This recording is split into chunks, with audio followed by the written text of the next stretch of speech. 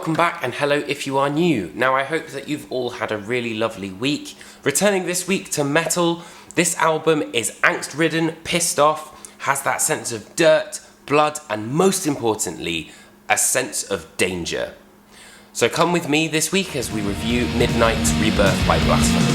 Shooting out into the absolute, a life begins.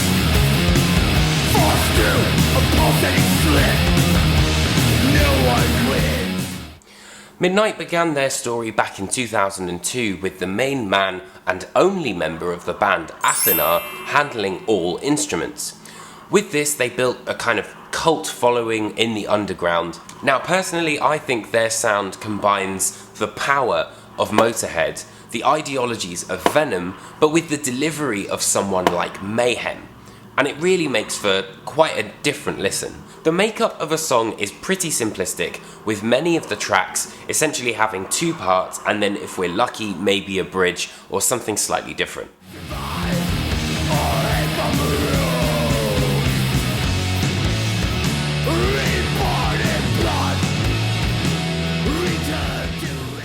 Despite the simplistic song structure, the band do implement some nifty dynamics here and there, which does give it an edge in that dark punk meets black metal kind of scene. Production-wise, the album is incredibly raw, and I think that it was done on purpose to be able to kind of get that quite, jam aspect feel. You can hear that there's mistakes going on. For me, a good comparison would be similar to like Watane's Trident Wolf Eclipse. It's quite abrasive, but it works within the context of the band.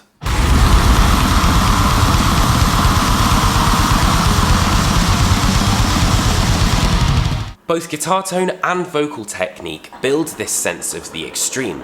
You've got the vocals which are kind of being vomited out by Athena, but then you've got this buzzsaw guitar tone which really kind of creates a bit of rust, and then it's also backed up by this D-beat style drumming. However, this is then counteracted by the kind of fluffiness of the bass and then the small amounts of melody that we hear, so it's a good kind of combination of the two. Personally, I think these are the catchiest elements of Midnight, that bass rumble and the melodies, particularly in the punk-driven The Sounds of Hell. Escape the Grave follows that quite simplistic formula where we essentially go from one higher register to a lower register and then higher again, but also has that kind of blackened punk and roll aspect to it, particularly in its guitar solos. However, Rising Scum moves things into more of a mid-paced territory, and almost for me reminded me of someone like Judas Priest, for example.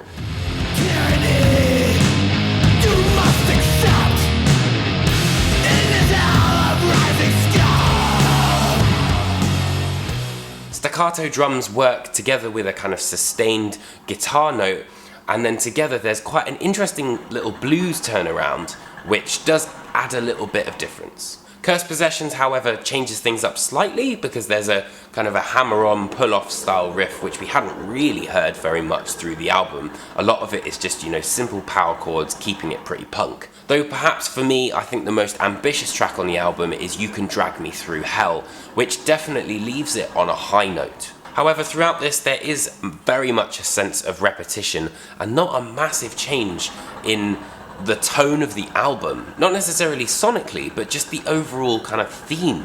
And this means that a lot of songs do kind of tend to blend into each other, which is a problem. Tracks such as Devil's Excrement and Fucking Speed and Darkness, fair play, they do have their aggressive sides, but they're somewhat more catchy.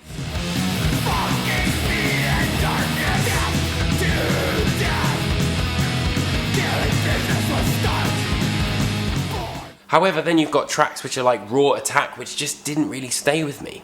Chances are, if you're looking for something a little bit more engaging and daring, then you may not necessarily get along with Midnight. However, if you're looking for a balls-to-the-wall, blackened punk sound that will pretty much set jukeboxes in metal pubs the world over alight, then look no further. Thank you so much for watching, and I hope you enjoyed this album review. If you did, hit that like and subscribe button. Also, feel free to leave a comment. Midnight's Rebirth by Blasphemy is set for a January 24th release via Metal Blade Records, and you can pick up a copy right underneath me. So be sure to tune in next week and I'll be reviewing something else, and I will see you guys very, very soon.